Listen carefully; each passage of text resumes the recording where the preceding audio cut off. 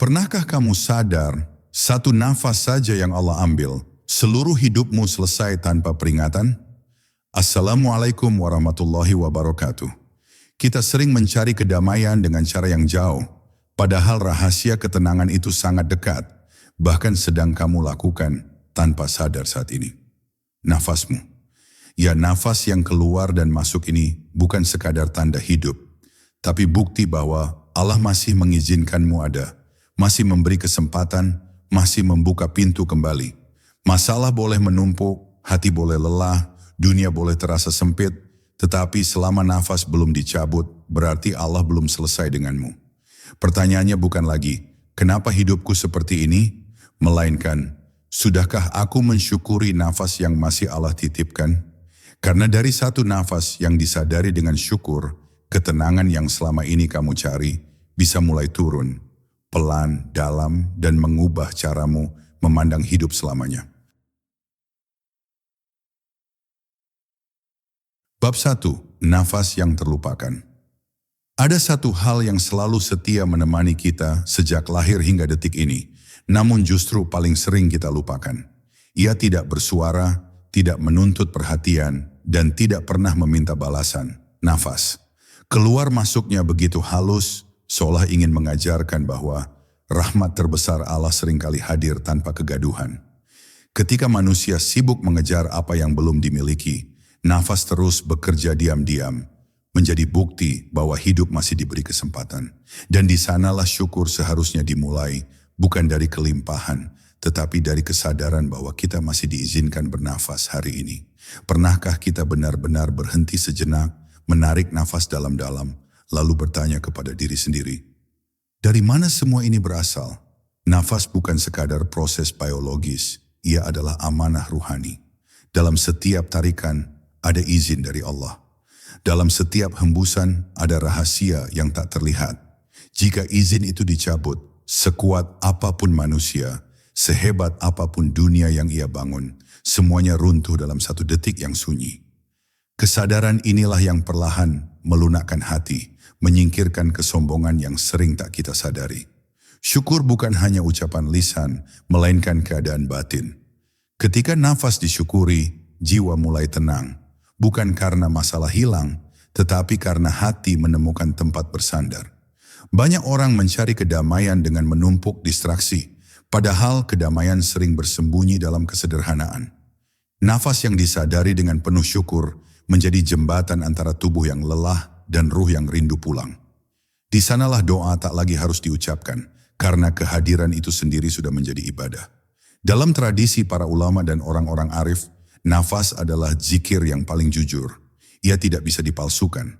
Saat hati gelisah, nafas menjadi pendek. Saat hati ikhlas, nafas menjadi lapang. Maka siapa yang belajar mensyukuri nafasnya, sejatinya sedang belajar membaca kondisi jiwanya sendiri.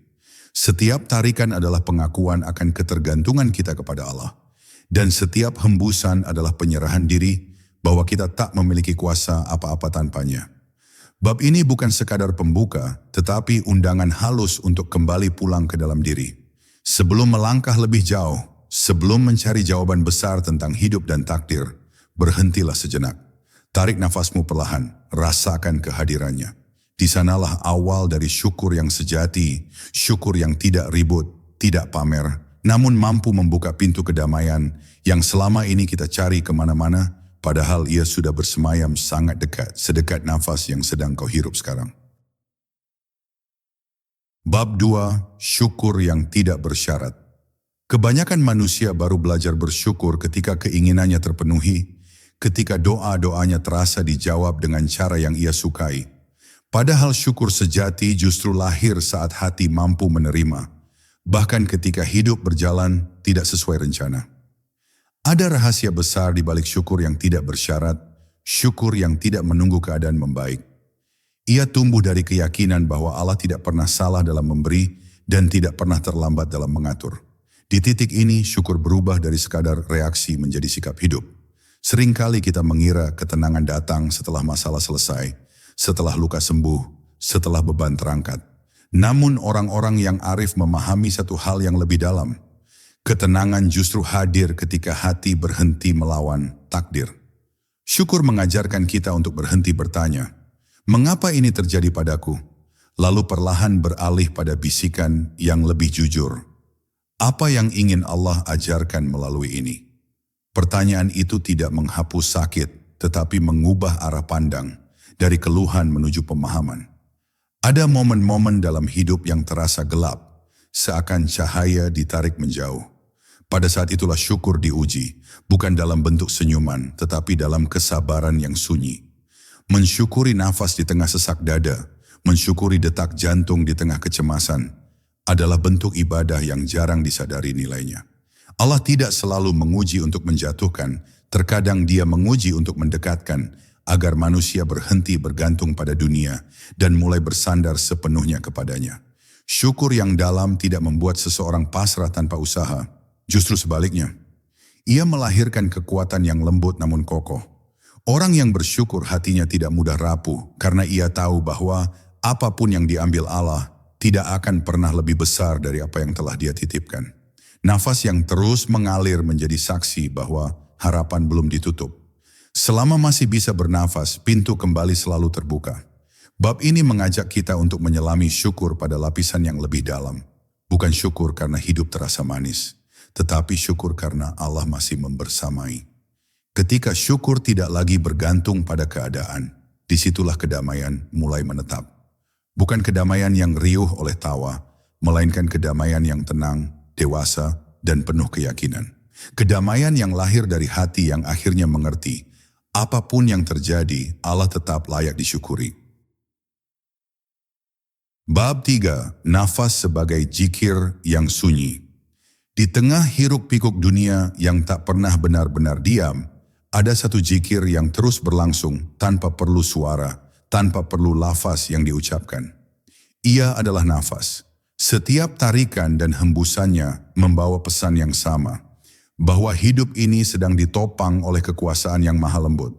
Ketika lisan lelah menyebut nama Allah, nafas tetap setia berzikir, menjadi saksi bahwa ruh masih terhubung dengan sumbernya. Inilah zikir yang sering diabaikan, padahal ia adalah yang paling dekat dan paling jujur. Manusia sering mencari kekhusyukan dengan cara yang jauh, padahal jalan menuju kedalaman justru terbentang di dalam dirinya sendiri. Saat seseorang mulai menyadari nafasnya, bukan sekadar menghirup udara, tetapi merasakan kehadiran Allah di setiap detiknya, hati perlahan menjadi hening. Keheningan itu bukan kekosongan, melainkan ruang tempat makna-makna ilahi turun tanpa perlu dipaksa. Nafas mengajarkan bahwa untuk dekat dengan Allah, manusia tidak selalu harus banyak bicara, terkadang cukup hadir sepenuhnya. Para arif mengatakan bahwa siapa yang menjaga nafasnya, ia sedang menjaga hatinya. Karena nafas dan hati saling terikat dalam hubungan yang rahasia. Saat hati dipenuhi prasangka, nafas terasa berat. Saat hati ikhlas dan lapang, nafas mengalir lembut. Maka ketika hidup terasa menyesakkan, bisa jadi yang perlu diperbaiki bukan keadaan luar, melainkan keadaan batin. Nafas menjadi cermin yang tak bisa berdusta, ia memperlihatkan apa yang sebenarnya sedang terjadi di dalam jiwa. Zikir nafas bukanlah praktik yang rumit, tetapi kesadaran yang mendalam. Menyadari bahwa setiap detik hidup adalah pinjaman dan setiap hembusan adalah kesempatan untuk kembali. Disitulah ego perlahan melemah, digantikan oleh rasa butuh yang jujur kepada Allah. Nafas yang disertai kesadaran melatih manusia untuk rendah hati, karena ia sadar betapa rapuhnya hidup tanpa penjagaannya, betapa kecilnya diri tanpa rahmatnya. Bab ini mengajak kita untuk mendengar suara yang selama ini terlalu sunyi, untuk diperhatikan, suara nafasmu sendiri. Jika engkau ingin tahu seberapa dekat hatimu dengan Allah, dengarkan nafasmu saat engkau sendirian. Di sanalah zikir tanpa kata berlangsung, zikir yang tidak dipamerkan, tidak dicatat manusia, tetapi dikenal oleh langit. Dari kesadaran inilah, kedamaian mulai turun perlahan, menetap tanpa perlu dicari dengan tergesa-gesa. Bab 4. Saat hati mulai mendengar. Ada masa dalam perjalanan ruhani ketika manusia tidak lagi sibuk berbicara, tetapi mulai belajar mendengar. Mendengar bukan dengan telinga, melainkan dengan hati yang telah dilembutkan oleh syukur dan kesadaran.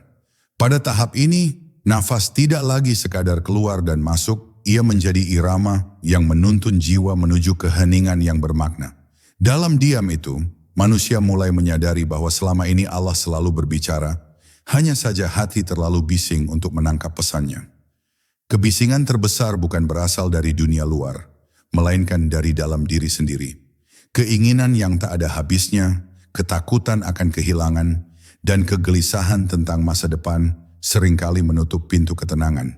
Ketika seseorang mulai menyadari nafasnya dan mensyukurinya, perlahan kebisingan itu mereda. Hati yang sebelumnya berteriak kini belajar berbisik, dan dari bisikan itulah hikmah-hikmah halus mulai terasa. Bukan sebagai jawaban instan, tetapi sebagai ketenangan yang menuntun langkah. Mendengar dengan hati berarti menerima bahwa tidak semua hal harus dipahami sekarang. Ada takdir yang hanya bisa dimengerti setelah waktu berlalu, dan ada luka yang maknanya baru terlihat setelah sembuh. Nafas mengajarkan kesabaran tanpa ceramah. Ia tidak pernah terburu-buru, tidak pernah melompat, tetapi selalu setia pada ritmenya. Dari nafas manusia belajar bahwa hidup tidak perlu dipercepat untuk sampai, karena setiap fase sudah memiliki waktunya sendiri. Pada saat hati mulai mendengar, doa pun berubah bentuk. Ia tidak lagi selalu berupa permintaan panjang, tetapi menjadi kehadiran yang penuh kepasrahan. Seseorang duduk, bernafas, dan menyerahkan. Tidak banyak kata, namun penuh makna. Disitulah jiwa merasakan kedekatan yang sulit dijelaskan. Seolah Allah sangat dekat, bukan sebagai konsep, tetapi sebagai kehadiran yang menguatkan tanpa suara. Bab ini adalah pengingat bahwa kedamaian tidak datang dengan memaksa hidup agar sesuai keinginan, tetapi dengan melunakkan hati agar mampu mendengar kehendaknya. Ketika hati mulai mendengar, nafas menjadi sahabat dan syukur menjadi bahasa yang paling fasih. Dari titik inilah, perjalanan menuju kedamaian sejati semakin nyata, bukan sebagai tujuan yang jauh, tetapi sebagai keadaan batin yang perlahan tumbuh dan menetap. Bab 5. Menemukan Allah dalam kesederhanaan. Banyak manusia mengira bahwa perjumpaan dengan Allah selalu terjadi dalam momen besar, di tempat yang jauh, atau dalam peristiwa yang mengguncang. Padahal seringkali Allah memperkenalkan dirinya justru melalui hal-hal yang paling sederhana. Nafas yang tenang saat subuh, kesunyian sebelum tidur, atau jeda singkat di antara kesibukan. Di sanalah kehadirannya terasa paling jujur, karena tidak dibungkus oleh ambisi, tidak ditutupi oleh ekspektasi. Kesederhanaan menjadi jalan rahasia bagi hati yang ingin benar-benar melihat. Kesederhanaan menuntut keberanian, karena ia memaksa manusia untuk melepaskan ilusi kendali. Saat hidup disederhanakan, ego mulai kehilangan panggungnya. Nafas yang disyukuri apa adanya mengajarkan bahwa cukup tidak selalu berarti kurang. Justru dari rasa cukup, itulah hati berhenti mengemis kepada dunia. Ketika keinginan tak lagi berisik, ruang batin menjadi lapang, dan di ruang itulah Allah terasa lebih dekat daripada sebelumnya. Orang yang terbiasa mensyukuri nafasnya akan menyadari satu hal yang dalam, bahwa hidup tidak harus selalu dipahami untuk bisa diterima. Ada ketenangan yang lahir bukan dari jawaban, tetapi dari kepercayaan. Nafas tidak pernah bertanya kemana ia harus pergi, ia hanya taat pada ritme yang telah ditetapkan. Dari situ manusia belajar bahwa ketaatan yang sederhana seringkali lebih menenangkan daripada pencarian yang melelahkan. Dalam kesederhanaan, ibadah tidak lagi terasa berat. Ia menjadi kebutuhan, bukan kewajiban yang menekan. Doa mengalir seperti nafas, zikir menyatu dengan kesadaran, dan syukur tidak lagi dipaksakan. Hati yang sederhana tidak menuntut Allah untuk selalu memberi sesuai keinginan. Karena ia telah yakin bahwa apapun yang Allah beri selalu mengandung kebaikan, meski terkadang tersembunyi di balik bentuk yang tidak kita pilih. Bab ini mengajak kita untuk berhenti mencari yang rumit dan mulai merawat yang dekat. Nafasmu, kesadaranmu, dan rasa syukurmu hari ini sudah cukup untuk menjadi pintu. Ketika hidup disederhanakan, jiwa menjadi lebih jernih, dan di kejernihan itulah kedamaian tidak lagi terasa asing.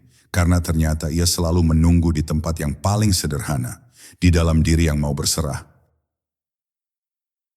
Bab 6. Saat syukur menjadi cahaya batin. Ada titik dalam perjalanan ruhani ketika syukur tidak lagi terasa sebagai latihan, melainkan berubah menjadi cahaya yang menerangi dari dalam. Ia tidak menyilaukan, tidak pula memamerkan diri, tetapi cukup untuk membuat langkah terasa lebih pasti. Pada tahap ini, seseorang tidak lagi sibuk menghitung apa yang kurang, karena hatinya telah dipenuhi kesadaran akan apa yang masih dijaga oleh Allah. Nafas yang mengalir tenang menjadi saksi bahwa cahaya itu hidup, bekerja tanpa suara. Cahaya syukur tidak menghapus gelapnya ujian, tetapi memberinya makna.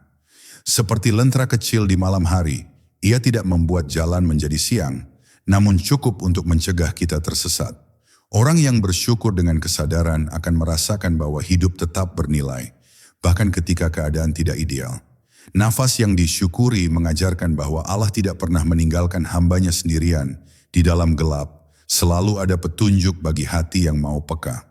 Ketika syukur telah menjadi cahaya batin, reaksi terhadap hidup pun berubah. Hati tidak lagi mudah meledak oleh hal-hal kecil, dan luka tidak lagi selalu ditanggapi dengan kemarahan. Ada jeda, ada ruang, tempat nafas masuk dan keluar dengan penuh kesadaran. Di jeda itulah kebijaksanaan lahir. Bukan kebijaksanaan yang menggurui, tetapi kebijaksanaan yang membuat seseorang tahu kapan harus berbicara dan kapan harus diam sambil mempercayakan segalanya kepada Allah. Cahaya ini juga menumbuhkan kasih yang halus. Kasih kepada diri sendiri karena menyadari bahwa hidup adalah amanah, bukan medan penyiksaan. Kasih kepada sesama karena memahami bahwa setiap orang sedang memikul bebannya masing-masing. Nafas yang sama-sama dihirup menjadi pengingat bahwa kita semua rapuh, sama-sama bergantung pada rahmat yang tidak terlihat. Dari kesadaran ini, lahirlah kelembutan yang tidak dibuat-buat. Bab ini adalah undangan untuk merasakan syukur, bukan sebagai kewajiban moral, tetapi sebagai cahaya yang menuntun batin. Ketika syukur telah menyala di dalam, kedamaian tidak lagi dicari di luar. Ia hadir dalam cara kita bernafas, memandang dan menjalani hidup. Dan tanpa disadari, langkah kita pun menjadi lebih ringan, karena cahaya itu terus menemani, bahkan di jalan yang belum sepenuhnya kita mengerti. Bab 7, kedamaian yang tidak tergantung. Keadaan pada akhirnya, manusia akan sampai pada satu pemahaman yang menenangkan, bahwa kedamaian sejati tidak pernah bergantung pada keadaan di luar dirinya. Dunia bisa tetap berubah, rencana bisa tetap runtuh, dan manusia bisa tetap mengecewakan. Namun hati yang telah belajar mensyukuri nafasnya memiliki tempat pulang yang tidak goyah. Kedamaian ini tidak keras, tidak menantang hidup, tetapi menerimanya dengan kesadaran yang matang dan penuh kepercayaan kepada Allah. Orang yang menemukan kedamaian batin tidak berarti hidupnya tanpa masalah. Justru seringkali ujiannya tetap ada, bahkan mungkin lebih berat. Namun bedanya hatinya tidak lagi terombang-ambing. Ada jarak yang sehat antara dirinya dan peristiwa. Nafas menjadi jangkar yang menahan jiwa agar tidak tenggelam dalam kecemasan. Setiap tarikan adalah pengingat bahwa Allah masih memberi hidup, dan setiap hembusan adalah tanda bahwa beban tidak harus dipikul sendirian. Kedamaian yang tidak tergantung keadaan membuat seseorang berhenti menuntut dunia agar sempurna. Ia sadar bahwa dunia memang diciptakan tidak untuk memuaskan, tetapi untuk menguji dan mendewasakan. Dari kesadaran itu, muncul sikap menerima tanpa menyerah, berusaha tanpa putus asa. Nafas yang disyukuri menjadi ritme yang menyeimbangkan antara ikhtiar dan tawakal, antara bergerak dan berserah. Dalam keadaan seperti ini, hati menjadi lebih jujur terhadap dirinya sendiri. Ia tidak lagi berpura-pura kuat, tetapi juga tidak tenggelam dalam kelemahan. Ada keberanian untuk merasa tanpa harus dikendalikan oleh perasaan. Nafas mengajarkan bahwa emosi datang dan pergi seperti udara, tidak perlu dilawan, cukup disadari dan dilepaskan dengan lembut. Bab ini menegaskan bahwa kedamaian bukan hadiah dari dunia, melainkan buah dari hubungan yang utuh dengan Allah. Ketika nafas disyukuri, syukur menjadi kebiasaan dan kesadaran menjadi teman setia, kedamaian tumbuh secara alami. Ia tidak berisik, tidak mencari pengakuan, namun cukup kuat untuk menemani jiwa melewati apapun yang masih harus dilalui ke depan. Bab 8. pulang ke dalam diri. Ada saatnya manusia berhenti mencari keluar dan mulai menoleh ke dalam. Bukan karena dunia tidak lagi menarik, tetapi karena hati telah lelah berkelana tanpa arah. Di momen inilah perjalanan ruhani menemukan maknanya.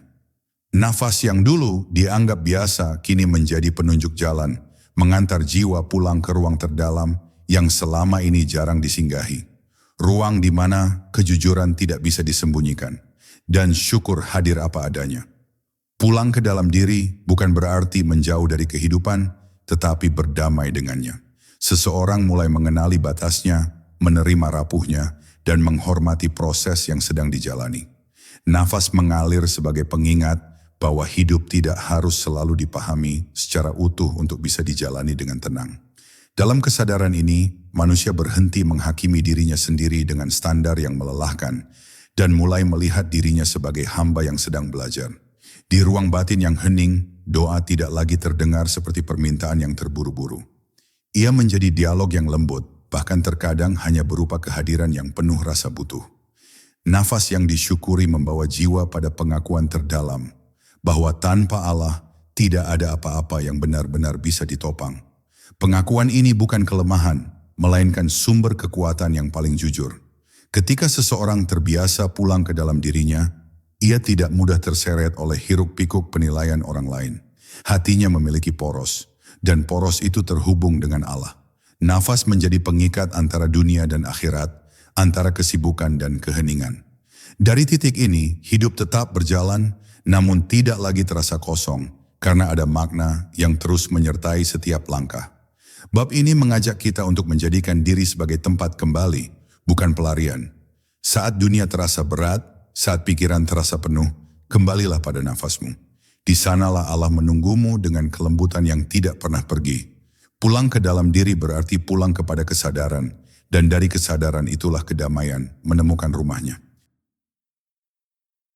Bab 9, nafas terakhir dan syukur yang tertinggal. Pada suatu waktu yang tidak pernah kita ketahui, nafas yang selama ini setia menemani akan berhenti dengan cara yang paling sunyi. Tidak ada peringatan panjang, tidak ada pengumuman. Ia hanya pergi sebagaimana ia datang atas izin Allah semata. Kesadaran tentang kefanaan ini bukan untuk menakut-nakuti, tetapi untuk menyadarkan bahwa setiap nafas yang masih kita miliki hari ini adalah kesempatan, dan setiap kesempatan selalu membawa amanah. Mengingat nafas terakhir bukan berarti hidup dalam ketakutan, melainkan hidup dengan kehadiran penuh. Orang yang sadar akan keterbatasan waktunya akan lebih berhati-hati dalam bersikap, lebih lembut dalam memandang, dan lebih jujur dalam bersyukur. Nafas yang disadari mengajarkan bahwa tidak semua hal pantas diperdebatkan, dan tidak semua luka perlu disimpan terlalu lama. Karena pada akhirnya, yang tersisa bukanlah kesibukan, tetapi keadaan hati saat bertemu dengannya. Syukur yang sejati akan meninggalkan jejak, bahkan setelah nafas terakhir berhenti. Ia tertinggal dalam kebaikan kecil yang pernah dilakukan, dalam doa yang pernah dipanjatkan dengan tulus, dan dalam ketenangan yang pernah dibagikan kepada orang lain. Hidup yang disyukuri tidak selalu dikenang karena kebesarannya, tetapi karena ketulusannya. Nafas yang pernah diisi dengan kesadaran menjadi saksi bahwa hidup telah dijalani, bukan sekadar dilewati. Ketika seseorang hidup dengan kesadaran akan akhir, ia tidak menunda untuk menjadi baik.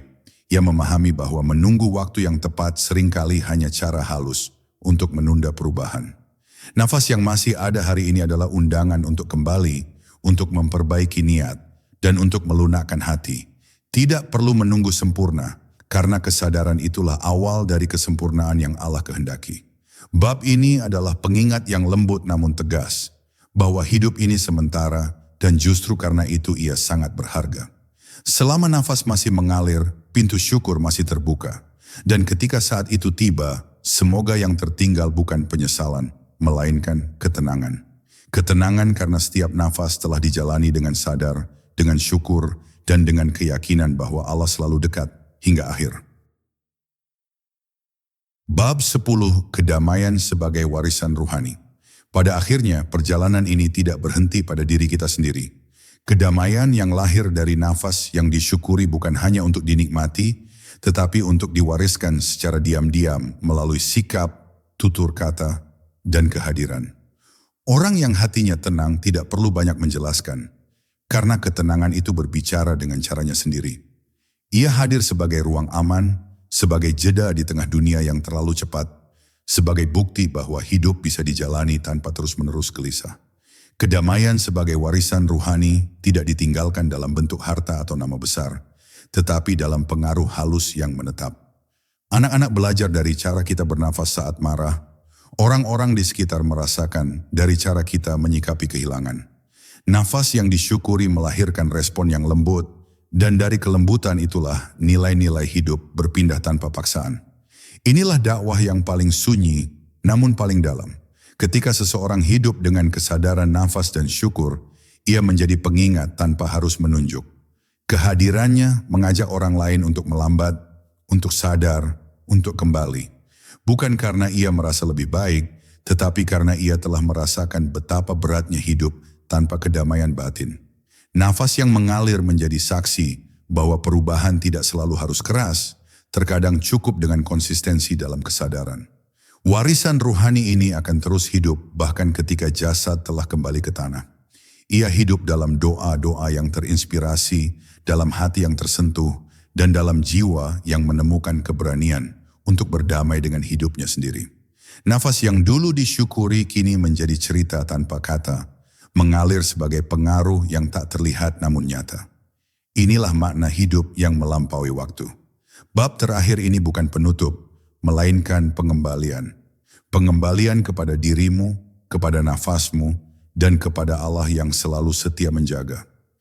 Jika dari perjalanan ini hatimu menjadi sedikit lebih tenang, maka disitulah kedamaian telah mulai diwariskan. Dan selama masih ada nafas, selama syukur masih bisa dirasakan, jalan menuju kedamaian akan selalu terbuka, menunggu untuk dilalui dengan sadar dan penuh keikhlasan. Sebelum video ini berakhir, tarik nafasmu perlahan, lalu hembuskan dengan penuh kesadaran. Jika nafas itu masih ada, berarti Allah masih memberimu jalan, masih memberimu harapan, dan masih mengundangmu untuk kembali. Jangan tunggu segalanya tenang untuk bersyukur, karena justru dari syukurlah ketenangan itu lahir. Semoga setiap nafas kita menjadi zikir dan setiap kesadaran menjadi jalan pulang menuju kedamaian.